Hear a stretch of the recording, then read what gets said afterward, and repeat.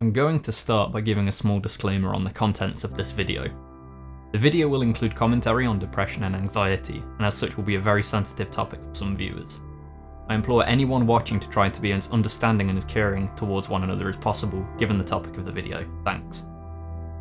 The video will try to remain as objective as possible, wherever possible. Sources and links to sites offering help and advice for those who need it will be available in the description.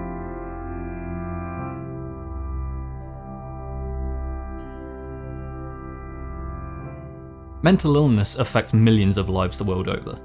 Studies carried out in the US and Australia have shown that in a 12-month span, around 15% of individuals will experience some form of mental health issue. These studies have shown an age dependency of mental health, with older populations, typically in excess of 45 years of age, having a lower prevalence of issues than younger cohorts. The ESA found in 2016 that the age of the average gamer is 35 years old, with 59% of gamers being male and 41% being female. Surveys conducted by Pew Research in 2008 found that 97% of 12 to 17 year olds play video games in some form. Clearly, there's going to be a significant overlap in those who are prone to mental illness problems and those who play video games. I would suspect, like most of you, I often use gaming as a form of escapism.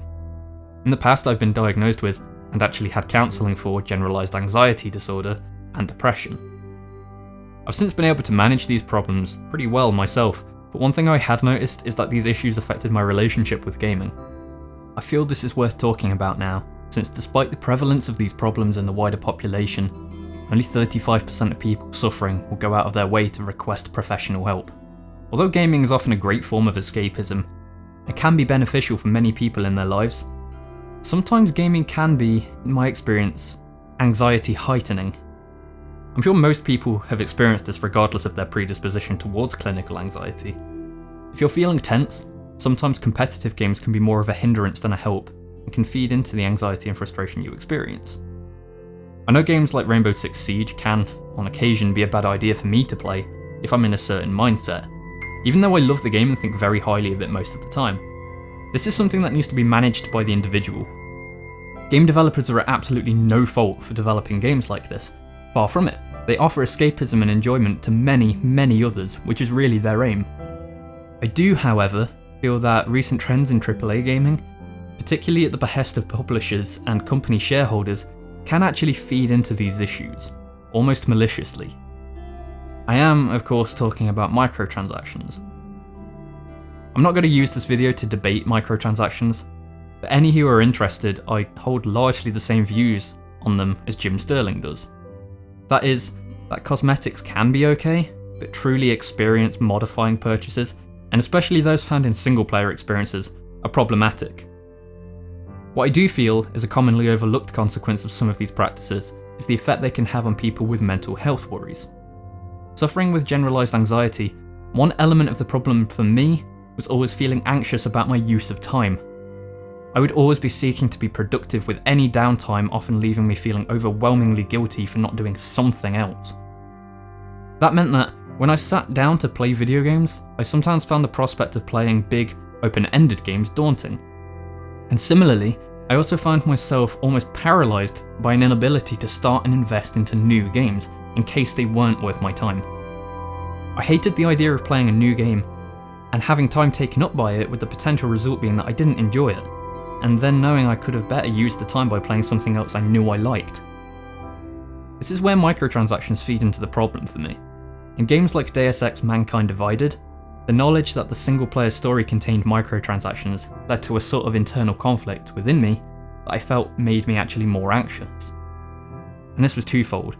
One, wasting time, particularly on something new that I might not like, causes some degree of anxiety. And two, the game contains microtransactions, raising the question of whether or not the game was designed to waste my time on purpose to push me into buying said microtransactions. And this forms a feedback loop. This pestering feeling that the game may actually be designed to waste my time, to push me to spend more money to improve my experience of my time in the game, feeds straight into the very thing that can provoke anxiety in the first place. This actually then goes on to amplify one of the more insidious symptoms of depression, anhedonia. Anhedonia, for those that don't know, is the loss of ability to enjoy things that one usually enjoys. This feeling that a game may essentially be built around the idea of screwing with my time sometimes makes me feel as if I can't enjoy gaming as much as I used to. There's a good article about Clash of Clans in The New Yorker, where Microsoft Studios researcher Sean Barron says, "People also habitually seek relief from anxiety. When they might otherwise sit and think about everything that's out of their control, or else engage with something that's emotionally or mentally demanding, they can pull out their phones and focus on something that they can control and feel rewarded for it." This is of course totally right, and there's nothing wrong with this statement in the slightest. However, it's worth recognising that those who suffer with clinical anxiety also habitually seek relief from it via gaming. So what effect is that going to have for these people when the games themselves are inducing anxiety? Where I would usually find myself playing single player games for fun, I now find myself starting to avoid these experiences and moving towards multiplayer games that I can play with friends. Not even necessarily because of the game itself, but because of the social aspect. I'm not suggesting that gaming is no longer fun. I know more people than ever play games and have titles that they adore, and hell, some of my favourite games of all time have been released in the time period that I'm talking about. But what I am suggesting is that some of these trends in gaming today might be having an untoward effect on those suffering with mental health worries, and the lack of respect that some of the entities within the gaming industry have in dealing with these issues could be genuinely detrimental to the lives of many gamers dealing with them issues.